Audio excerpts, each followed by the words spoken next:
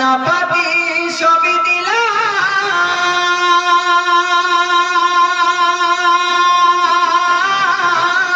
তবু জমিন আমার হয় যে নিলাম। আমি খাজনা পাতি সবই দিলাম, তবু জমিন আমার হয় যে নিলাম। আমি চলি যে তার মন জাগায়া, আমি চলি যে তার মন জাগায়া, পাখি নাই মিলে না সই, আমি তো সেই ঘরের মালিক নই, নয় রে, আমি তো সেই ঘরের মালিক নই।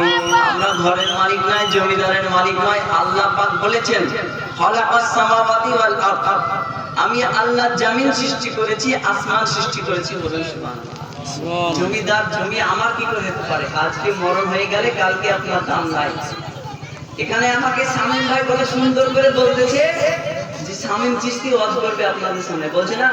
কিন্তু আমার যদি এখানে মরণ হয়ে যায়, আমার নাম ধরে আর কেউ নাম ডাকবে না, আজ শামীম রে স্টেজ থেকে নামা, বলবে লাশ টানে নামা, মরা টানে নামা, আমার নাম কিন্তু লাশে পরিণত হয়ে যাবে। ঠিক না বাপ? আজকে মরলে কালকে অন্ধকার কবরে যেতে হবে, কেউ আপন থাকবে না। যাই হোক, রাজানি মিল্লাত ইসলামিয়া টাইম খুব স্বল্প সময়। কোরআন শরীফে একটি মাশহুর মারুফ আয়াত তেলাওয়াত করেছি। আল্লাহ পাক বলতেছেন ওয়ারা ফা'না লাকা যিকরাক, ওয়ারা ফা'না লাকা যিকরাক, হাবিব আপনার শান ও মানকে আমি আল্লাহ বাড়িয়েছি। বলুন সুবহানাল্লাহ। নবীজির শান আল্লাহ কেমন বাড়ালেন? পৃথিবীর জমিনে যদি নবী মুস্তাফা চাদর পরিধান করে বসে থাকতেন, মনোযোগ, চাদর পরিধান করে যদি দুনিয়ার জমিনে নবী মুস্তাফা বসে থাকতেন, আল্লাহ রাব্বুল আলামিন নবীকে মুহাম্মদ বলে ডাকে নাই, ডেকেছেন ইয়া আইয়ুহাল মুজাম্মিল। বলুন সুবহানাল্লাহ। নবী আমার কম্বল গায়ে দিয়ে যদি বসে থাকতেন, আল্লাহ পাক মুহাম্মদ মুস্তাফা বলে ডাক দেয় নাই। আল্লাহ বলেছেন ইয়া আইয়ুহাল মুজাম্মিল, এই চাদরওয়ালা। আরে আপনি আমি তো যে নবীজির কোনো তুলনাই হয় না। মুস্তাফা যখন রাস্তা দিয়ে হাঁটতেন, ছাতা ধরা লাগতো না, মেঘে মালা এসে নবীকে ছায়া দিতে। বলেন নবীজির শান কত! যেই নবী আল্লাহর দরবারে ফরিয়াদ করতেছে, মাওলা ও মাওলাই করিম, আপনার কাছে আমার একটা রিকোয়েস্ট। আল্লাহর কাছে বলে মাওলা আপনার কাছে আমার একটা রিকোয়েস্ট।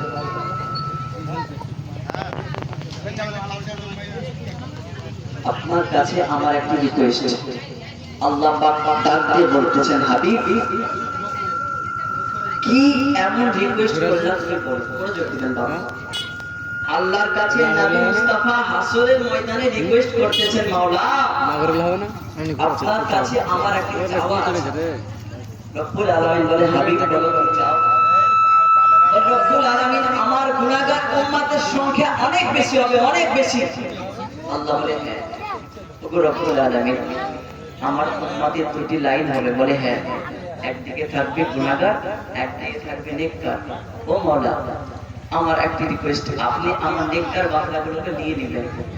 আল্লাহ রাব্বুল আলামিন ডাক দিয়ে বলে ওরে আমার নবী পাক, তুমি কেন তোমার গুনাহগার উম্মতকে নিয়ে তুমি কি করতে চাও? তারা তো জাহান্নামী হয়ে যাবে। রাসূলুল্লাহ ডাক দিয়ে বলে রব্বুল আলামিন আমার গুনাহগার উম্মতকে আমি এই কারণে নিতে চাই।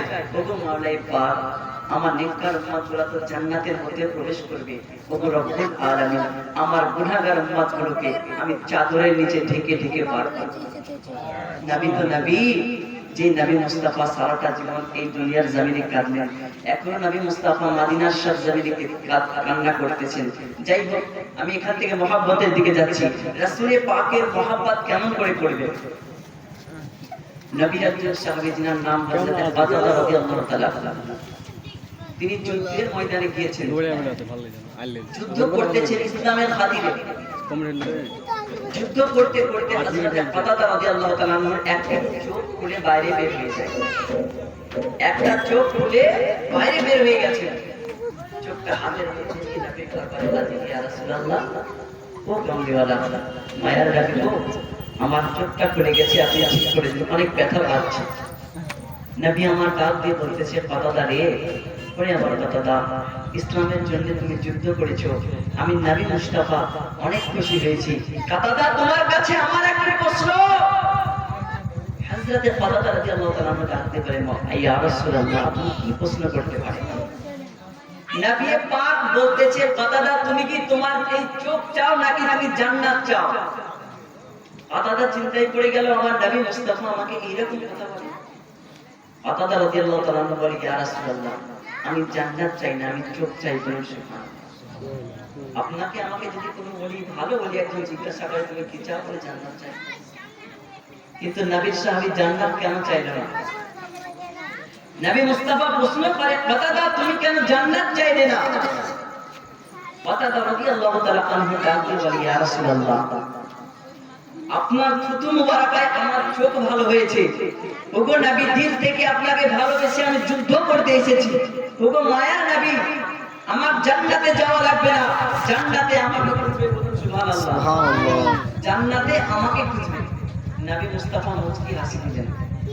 শুধু তাই নয়, নবীগণের সাহাবার ভালোবাসা বাহানা করে রাসূলের পাকের সামনে পেতে চাই। নবীর একজন সাহাবী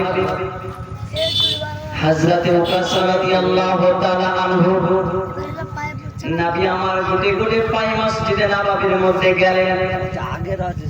যাওয়ার পরে ডাকে বলতেছে, ওরে আমার সমস্ত সাহাবাগণ শোনো, আমার নবী মুস্তাফা সমস্ত সাহাবাগণকে ডাক দিয়ে বলতেছে, আমার সামনের দিকে আসো। সমস্ত সাহাবাগণ নবীর সামনে হাজির। নবী আমার ডাক দিয়ে বলে, ওরে আমার সাহাবারা গো, আমার নবী মুস্তাফা আমার ইন্তিকাল হয়ে যাবে, আমার ওফাত হয়ে যাবে। ওরে আমার পেয়ারা সাহাবীরা, আমার নবী মুস্তাফা আমার ইন্তিকাল হয়ে যাবে। ও আমার সাহাবারা, তোমরা কে কি পাবে আমার কাছে চেয়ে নাও। নবীর সাহাবাগণকে ডাক দিয়ে বলে, ওরে আমার সাহাবারা, আমার কাছে কে কি পাবে চেয়ে নাও।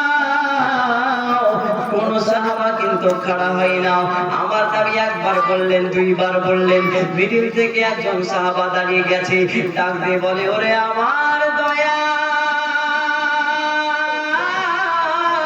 ও মায়ার নবী গো, আপনার কাছে আমার একটি চাওয়া আছে, আপনার কাছে আমার একটি পাওয়া আছে। আমার নবী ডাক দিয়ে বলে, ওরে পাগল, তোমার কি চাওয়ার আছে, পাওয়ার আছে, আমার কাছে একটু বলো। এ পাগলা ডাক দিয়ে বলে, ইয়া রাসূলুল্লাহ, নবী, ওই তাবুকের যুদ্ধ হয়েছিল গো নবী, আপনি যখন লাইন করাচ্ছিলেন গো নবী, আপনার হাতে একটা চাবুক ছিল, সেই চাবুকের আঘাত আমার গায়ে লেগেছিল। ইয়া রাসূলুল্লাহ, সেই চাবুকের আঘাত আমার গায়ে আপনি নিতে চাননি, তবু আমি মোটা বলে গো নবী, সেই চাবুকের আঘাত আমার গায়ে লেগে যায়। একটু জোরে বলুন না সুবহানাল্লাহ। রাসূলের পাকের একজন সাহাবী দাঁড়িয়ে বলে, ইয়া রাসূলুল্লাহ, আপনি আমাকে আঘাত করেছিলেন, আমি প্রতিশোধ নিতে চাই। এই দয়ার নবী আমার যে সাহাবাগণকে ডাক দিয়ে বলছে, আমার পেয়ারা, আমি তোমাকে আঘাত করেছিলাম, তুমি আঘাত করতে চাই? বলে হ্যাঁ। বলে কিসের বাড়ি আঘাত করো, আমাকে আঘাত করো। আবু বকর ডাক দিয়ে বলে, ওরে পাগল উকাশা রাদিয়াল্লাহু তাআলা আনহু, তুমি নবী মুস্তাফাকে আঘাত করবে, তুমি নবীর গায়ে হাত তুলবে না। আমি আবু বকর, আমাকে মেরে নাও। বলুন সুবহানাল্লাহ। ওসমান জান্নুরাইন চোখের পানি ছেড়ে ছেড়ে ছেড়ে ছেড়ে কাঁদে, ওরে উকাশা, তুমি আমার নবীর গায়ে হাত তুলবে না। হযরতে আবু বকর চোখের পানি ছেড়ে ছেড়ে কাঁদে, ওরে আমার ওসমান, ওরে আমার উকাশা রাদিয়াল্লাহু তাআলা আনহু, উকাশা, তুমি নবীর গায়ে হাত তুলবে না। আমি আবু বকরকে তুমি মেরে নাও, আমি ওসমানকে তুমি মেরে নাও, আমি উমরকে তুমি মেরে নাও, কিন্তু নবীর গায়ে তুমি হাত তুলবে না। সুবহানাল্লাহ। এই উকাশা রাদিয়াল্লাহু তাআলা আনহু ডাক দিয়ে বলে, আপনারা চুপ করুন, আমার নবী মুস্তাফা আমার গায়ে হাত তুলেছে, এই কারণে আমি নবী মুস্তাফাকে মেরে আমার প্রতিশোধটা নিতে চাই। বলুন সুবহানাল্লাহ। নবী আমার তার মনের খবর জানে। এবার কিন্তু সেই উকাশা রাদিয়াল্লাহু তাআলা আনহুকে একটা চাবুক নিয়ে আনা হলো, চাবুক দিলেন। চাবুক দেওয়ার পরে বলে আমার গায়ে আঘাত করো। বলে ইয়া রাসূলুল্লাহ আপনার গায়ে আঘাত করা যাবে না, কারণ যেই চাবুক দিয়ে আপনি আমাকে আঘাত করেছিলেন সেই চাবুকটাই আমার দরকার। হযরতে আলীকে বলে আলী তুমি যাও একটি চাবুক নিয়ে এসো, আমার উকাসার হাতে দাও, আমাকে আঘাত করতে দাও, আমি নবী মুস্তাফা ইন্তেকাল করে যাব, উকাসার একটা আফসোস থেকে যাবে। তখন সেই চাবুকটা আনা হলো, নবী মুস্তাফা হাতের মধ্যে দিলেন, দেওয়ার পরে বলে তুমি আমার গায়ে আঘাত করো। সেই নবী পাক বলে উকাসা তুমি আমার গায়ে আঘাত করবে সবার সামনে। উকাসা বলে ইয়া রাসূলুল্লাহ আপনি যখন আমার গায়ে আঘাত করেছিলেন আমার শরীরে কোনো পোশাক ছিল না, ওগো নবী আমার শরীরে কোনো পোশাক ছিল না, আমি দেখতে চাই যে ইয়া রাসূলুল্লাহ আপনার গায়ে যাতে কোনো পোশাক না থাকে। নবী মুস্তাফা ডাক দিয়ে বলতেছে ওরে আমার পেয়ারা, ওরে আমার সাহাবা, আমি নবী মুস্তাফা জিন্দেগিতে কারোর সামনে আমার শরীর দেখাইনি। বলে কথা ডাক দিয়ে বলে ইয়া রাসূলুল্লাহ আপনি পর্দার আড়ালে চলুন। নবী মুস্তাফাকে নিয়ে পর্দার আড়ালে যাওয়া হলো। যাওয়ার পরে আমার নবী মুস্তাফা যে মাত্র পোশাকটা খুলেছে, নবী মুস্তাফার পিঠের মাঝে পিঠ মোবারকাতে একটি মোহরে নবুয়ত লাগা আছে। আর হযরত উকাসা রাদিয়াল্লাহু তাআলা আনহু সেই মোহরে নবুয়তটাকে চুম্মা দিতেছে। বলুন সুবহানাল্লাহ।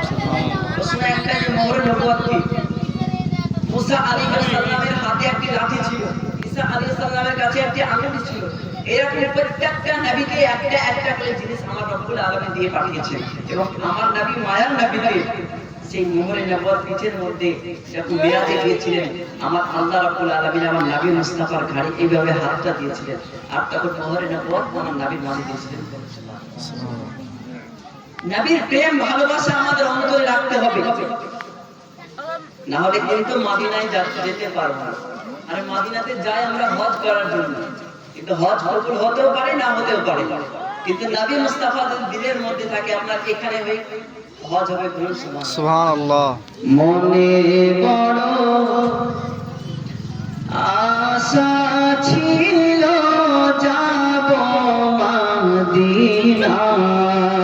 সুবহানাল্লাহ। প্রাণে বড়